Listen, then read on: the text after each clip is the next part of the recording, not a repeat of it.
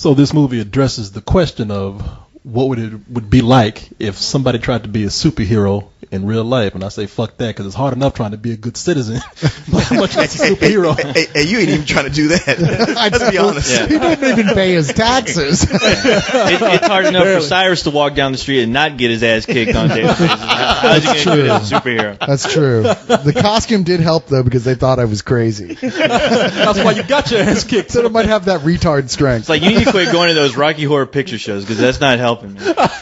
Yeah, come on, Dr. Frank Feather outfit. I'm sorry, but I was going to say, here I come to have gay sex with the day. You have to say gay sex with the day? With the whole day. Anything that crosses his path. Cyrus wastes no time. I mean, even Only cats, when I'm in costume. I know. Cats be walking up to you and be like, oh, hell no, here comes Cyrus. He ain't having gay sex with me again. Wait, you can't have gay sex with me? I'm a woman. All right, well, then put this strap on. This is all hypothetical, I'd like to point out. No, it's not. Anyway, the thing is, this is what happens when a teenager with no superpowers or no billions of dollars to back him up. Or common sense. Yeah. I mean, I don't know. I mean, if you read a lot of comic books, especially when you're a kid, there is that like, well, wait, this is possible. Somebody could do this if they were dedicated.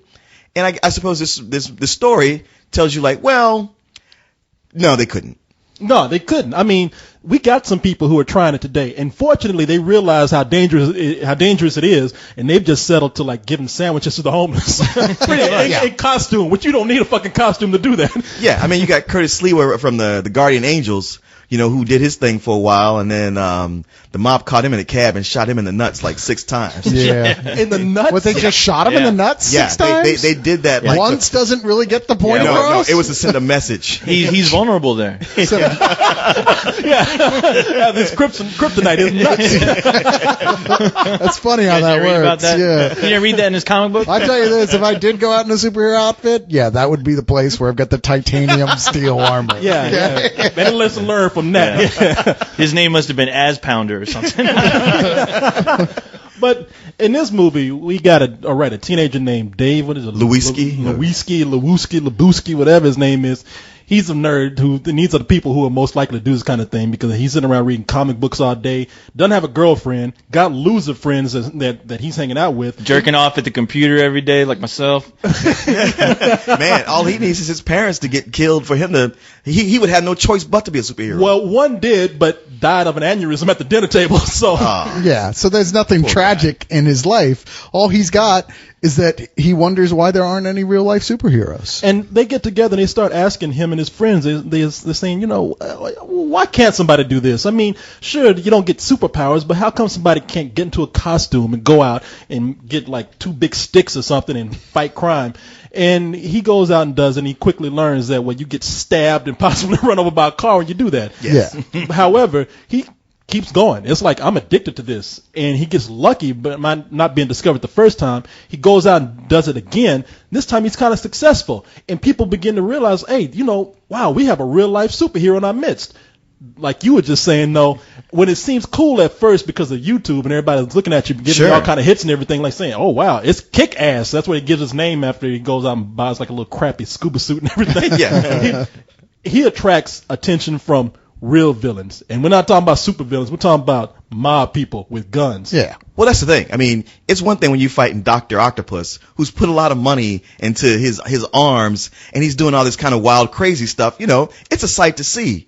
But a mob is not going to, make a big speech, fight you in the middle of downtown. It is going to just, kill you with a bullet or a knife or your family. It's going to be quiet. It's going to be unsexy. And your shit will just be over. Yeah, you will. You try to pull that shit on them too, like, tell me about your plans. My plans? Bam! That's my plans, motherfucker. You'll never get away with, ooh!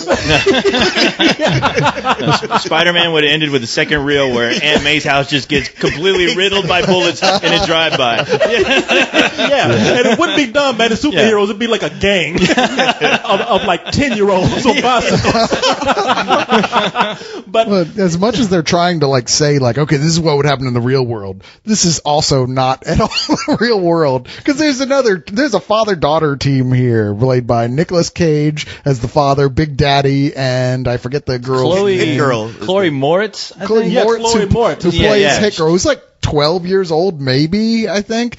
And she's they're 11 at the actually going out and fighting crime vigilante style. Yeah, and they are brutal. They're relentless. Yeah, they're the Wolverine of this world, and they don't give a shit. And they are after that same mob boss who mistakenly thinks that Kick-Ass is the one who is taking out his men. Yeah, which is a problem. Well, that's kind of bad. I know it's great that it's a mix-up. Like you got real superheroes out there doing all the good shit, and the guy who does nothing, who doesn't have blame for, who's just lucky. Yeah, it's funny because when he meets this team, this dynamic duo of this team is so relentless, so brutal. It's like a Punisher meets Itchy the Killer. I mean, once this kid sees what they do, he becomes a whiny. He actually starts to break down because he's like, "Oh fuck, I can't do that. That's crazy." Dude, they're so violent. They're almost the Punisher meets Itchy and Scratchy. Yeah.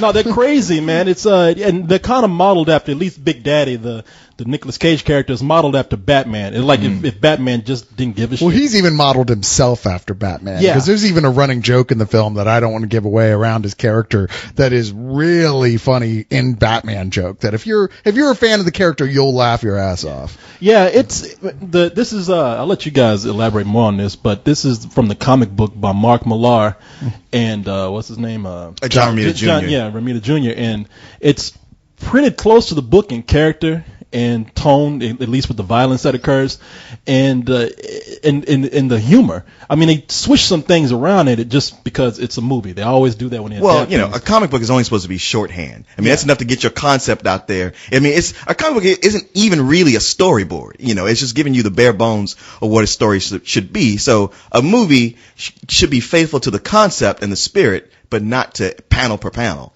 That's just a dumb way to go. Well, it catches the essence of the comic book great. I mean, it does. Yeah, if you love the comic, if you've read it, then I don't see why you would be displeased with it. And I suspect it's self-aware enough to realize that when he handed in the script for the original comic and went, yeah, we can't end it like that. People are going to hate that ending. I gotta say, man, I love the comic, but I hated the ending of it. They drastically change it for the movie. Good. It's really different. It works. It sells. Not being a fan of the not that I'm not a fan, just I haven't read the comic book. So just going in, watching it as a viewer, it really floored me because I was like, man, this is like a hardcore version of Spider-Man with a little sense of reality to it. Even though, when Hit Girl and Big Daddy introduced, then it goes into its over the top, just craziness that the film is. But as a viewer, it really did kick my ass because I was like, wow, where in the hell else am I going to see a little girl, 11-year-old girl, like just mow down a bunch of mob guys and turn them into Lunchables? I mean, where else are you going to see that? It's so insane and crazy, but they do it so well to where it never bores you and it never gets hokey. Yeah, my biggest fear was that Matthew Vaughn, the director, was not going to be able to film action, like this kind of crazy action. But wow, he can really film this kind of action. Well, watching that little girl whip around and do crazy shit no full-grown person could do is an experience in and of itself. You could just watch those scenes and give it a full price just based on that. Yeah, how's Mark Strong as the villain? Mark Strong is great. This is the first time I've seen Mark Strong. If you know Mark Strong, you most recently saw him as the villain in Sherlock Holmes, and you've seen him before. He's a British guy, but in this he has to play an American mobster. I mean, this guy's a real chameleon because I didn't realize that was him in what Body of Lies was it? It was Body of Lies. Is that the one with no one body? You're talking about the one with Leonardo DiCaprio? Yeah. Is that Body of Lies? I don't know. Anyway, it was a Leonardo DiCaprio movie where I first saw him, and he played. But before that, he was in Stardust. And I didn't realize that was the same guy. It was another Matthew Vaughn movie. Yeah, he was in Stardust, and then he played in that movie and in this. And he's played different nationalities. He's played different characters with different features, different genders. He played a dog in his next movie. Mark Strong as the vagina. You know that last Scarlett Johansson film? That was actually Mark Strong. Yeah, he's good. No, that guy's way becoming one of my favorite actors. I love that guy. He is good, and it's unfortunate. The one unfortunate unfortunate thing about Kick-Ass, I'll say, is that he feels kind of underused. I mean, he's really good when he's there, and he's chewing up the scenery whenever he gets a chance. But there's so many colorful characters in this film already. Yeah. You know, people literally colorful that it's like kind of hard for them to bother giving but so much screen time to this guy. I mean, his storyline is mainly expressed through hearing Big Daddy and Hit Girl stories. Yeah. So they don't really have to do but so much but to have him be, okay, we all know and accept he's the big bad guy in the ivory tower, and once we get through all the mini bosses, we'll get to him. You know, I mean, that's what it is, but it's done with so much style, flair, and just flat out funny as shit comedy that, you know, you don't mind that maybe it's a little familiar. Yeah, you might not like that he's a stereotype either. I mean, he's your typical Italian mobster. Well, yeah, he's a comic booky mobster completely, and they're doing that on purpose. And I thought that's what made him work, because he was very entertaining. You know, you don't really hate the guy until the last reel, to where that's where he really shines. You were talking about it's one of those ultimate bosses, and that showdown at the end is a great scene featuring him. And and I'm not even about to ruin that, but wow, I mean, you're watching it and you're like, man, this guy is fucking evil. Yeah, this film is like a comedy for the first two reels, and then the last reel turns into this just ridiculously over the top and fun action movie that just does shit I've never seen a movie do before. Yeah. Well, let me ask you this about him, and I'm taking a chance on spoiling things, but does Mark Strong in this movie, did he get that tooth fixed? Because he's got this one tooth that sticks out on top of all the other ones. Are you ones. obsessed with Mark And whenever Strong? they do a close-up on him, it's like, I try not to think about it, but whenever they do a close-up on him, and I see that one spooky tooth there, and it's almost like it's winking at me, and I can't focus on the rest of the movie. Don't worry, they CG'd that shit. Okay, good. They got knocked out in the movie. We got kicked in the mouth. You know, Leon is this close to saying, did he get that mole taken off his ass? He had this one mole. I'm like, we ain't never seen that before. Did they get rid of his third nipple that's on his shoulder? When I was giving him a back massage, he kept all his tension in this knot right between his shoulders. Is that still there? Does he look a little more loose now? I was like, well, I don't know, dude. I just watched the movie. So I take it this is when Nicolas Cage having a good movie. Yes. Which means like his next one's probably going to suck. His next three. In a row. Gonna suck. No, in this, it's the kind of thing that will make us feel bad. What makes me, and I'm sure the rest of you, and will make you, if you ever saw the movie, make you feel bad for talking shit about Nicolas Cage, because he is great in this film, man. He really is. Well, I always said he can be great. He just doesn't always choose to be. I think he's just a little crazy. I really think that's what it is. I think that you read stuff about his personal life, you're like, this is stuff that only a celebrity isn't called flat out crazy for doing. You're absolutely right. It's like, man, I love Elvis so much, I'm going to marry his daughter.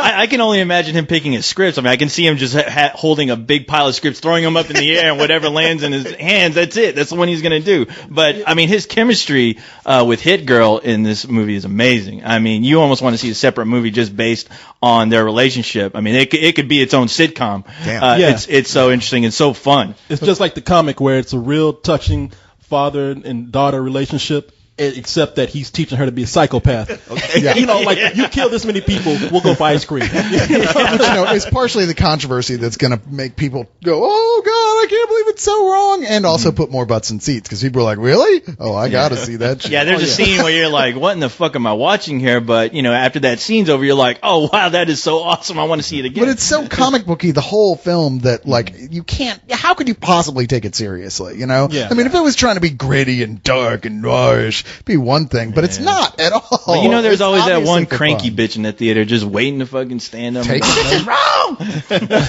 Well, I have to say that I do have some complaints about the movie. One of them is that, and I don't know if this is a real heavy complaint, Aaron Johnson is the guy that plays Kick-Ass, and they need to whoop his ass, because that's another British guy coming over and taking off fucking roles again. Yeah, what is up with that, What is man? going on? I know. They must work for less or something. Ooh, you know what? You might have solved the riddle. Because I don't. It's always they're always Australian, New Zealand, or English. It's like Which what to the us fuck, is pretty much dude? the same thing. Well, who'd you want to cast? That motherfucker from High School Musical? I mean, come on. How many American actors do we have now that actually act that haven't been on the goddamn Disney Channel? Well, you know what? I mean, not you Think about that. Think. I mean, the idea of Leon, like, I told you to think. I know it. You got me thinking now. I would be paying to watch Zac Efron get his ass kicked and get run over by a car. A valid point, sir. Yeah, they got my $20. Come on, Zac Efron. I like Zac Efron now. Come on. You come on. You're I bet you do. Even if you He's so like cute and dreamy. Even if you like Zac Efron, you know there's still a part of you that wants to see him get beaten with an inch of his life. I do. I mean, I ain't lying about that. He's so handsome. Yeah, I'm jealous. I do. But you want to see him like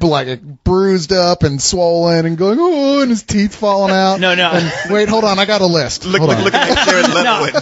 But the only problem is that he would be in that mask, and in the movie, I want them to rip off that fucking mask and then them go, that's that motherfucker from High School Musical. Beat his ass, stab him good. Cut that goddamn throat. Oh, yeah, no. So was your complaint just that he's English, or you didn't like him in the role? No, not that. By the way, Zac Efron, you're right. He's so pretty, and then to see that he's talented too, I was like, that motherfucker's got to go. No, but he was so beautiful, I had to kill him. There ain't room for two of us. no, He's a threat. no, my complaint is that I was enjoying the story about him being this kid who and it's the same way with the comic too. Enjoying the story about this kid who's going out trying to be a real superhero. I had so much fun seeing him get beat down and seeing the real consequences of that. But he quickly becomes like a non-character in this because he just becomes so overpowered by all the other characters in the film. No, that's true of the comic as well. Yeah. And it was kind of like, okay, no longer is this keeping to the theme of what it was before of what it's like to be a superhero. It has turned into a average, not average, but it has turned into a superhero fantasy comic. Well, if it makes you feel any better, this is almost certainly going to have a sequel. I mean, it's been Millar said he's already writing a sequel. The studios said, yeah, we totally want to make a sequel. Everyone involved wants to do it. And if they do another one, it might be one that gives you more. Yeah, I'm not complaining. I mean, what it turned into is what it turned into. I'm just saying I was sad to see that element go that I saw before. And maybe Zac Efron can play him in the sequel. In the sequel, yeah. I was gonna say that sequel should be called Hit Girl because Hit Girl steals the entire show of this film. Yeah, standout star. She's the biggest standout. I mean, just after seeing it, all anyone talked about walking out of that theater was Hit Girl, and I felt bad for the character of Kick-Ass because I'm like, wow, it's his movie, and nobody's gonna be looking to interview that guy. Yeah, it's all about this 11-year-old girl killing people. Yeah, no, he pretty much got his ass kicked by his little girl, just figuratively because he really can't compare to this character here. I mean, she is the most fascinating character, mainly because she is an 11-year-old psychopath. So, what else are you wrong about not liking about this film? Oh, here we go. He's ready to take this shit personal now. No, I'm just playing. Cyrus is dressed up like Hit Girl right now. He's putting on his scuba suit right now. I'm ready to fight crime and Corey. I know, he's ready like to pop me on the head. Well, I felt like shut up. I haven't even said it yet. Shut up. Hey man, we're in Texas. I could be standing over you, beating you with a stick. The cops would come up and still arrest you. Yeah, that's true. Leave that man alone. He broke my stick. You gotta let me film it so I can sell it to all the news media. I need to make a little money while you guys are off on your shenanigans. I mean, you're standing in costume and everything. I'm just an average citizen beat down. But no, I think the other thing is that it was like near the end of the film. I thought it wrapped up a little too clean. Again, where the sequel might come into play, because I was like, there's some, even for a movie of this fantastic level, of this comic book level, it's just going off a little bit too clean right here. I'll tell you when we're done why I find it so crazy. But again, it's like, I'm not complaining a whole lot because I had a lot of fun with the movie. I mean, I love all these characters. I mean, Jesus, man, they brought Nicolas Cage back home to me. They brought Nicolas Cage back, the Nicolas Cage that I love. Yeah, he won't be for long. You're starting to scare people. Yeah. He's going to be eating cockroaches again. You just wait. It's going to be Bad Lieutenant 3. Well, see, that's what I was going to say. Everybody was saying Nicolas Cage, that's the crazy Nicolas Cage that we love. It's like, no, it's not. That's Nicolas Cage just being bad. This is the movie where we see Nicolas Cage being the crazy Nicolas Cage and having fun with it. Nah, Nicolas Cage is probably asking himself, I wonder what it is like to dress up like a superhero and fight crime. Dude, you said his name so many times now. I think he's going to appear like. I think you're going to finally get that Nicolas Cage check in the mail. Somebody call. We'll grant you one of his magical wigs. Yet he has another one. He has two costumes in this movie. Well, you know he's got a Superman suit hanging up in his closet. Oh man, just waiting. The guy, dude, he's guy wearing named his that. fucking kid Kal-El. He's wearing that suit under his clothes all the time. I'm sorry.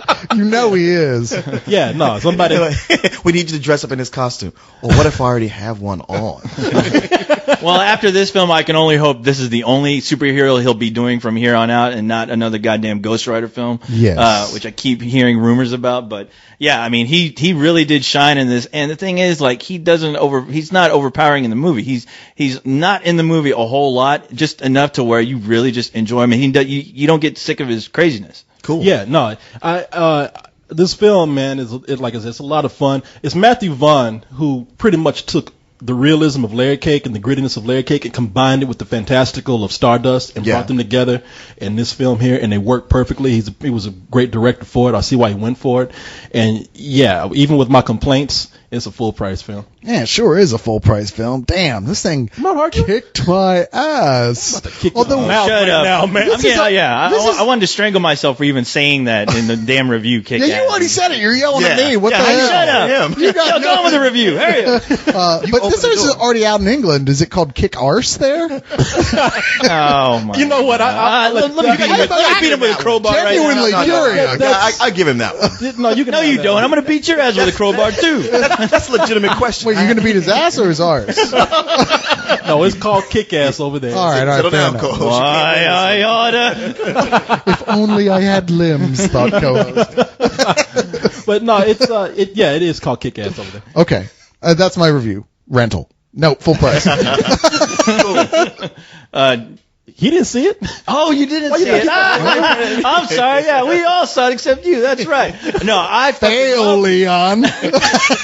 enough picking on him. I'll deal with him later. That'll be fun. No, I fucking love this movie. I mean, I hadn't read the comic book, and I was like, oh wow, it immediately pulled me in. When it started to kick ass, it did. I said it. And no, Screw you, co-host. You can't avoid it. You first. But I loved every character in here. My only complaint was, Kick-Ass does get overshadowed, but I don't care. It didn't matter to me because I was still thoroughly entertained, especially with Hit Girl. That girl's going to go far, I'm telling you. So I'm going to give this movie a better than sex. I knew it. Wow. Because I fucking loved I knew this was coming.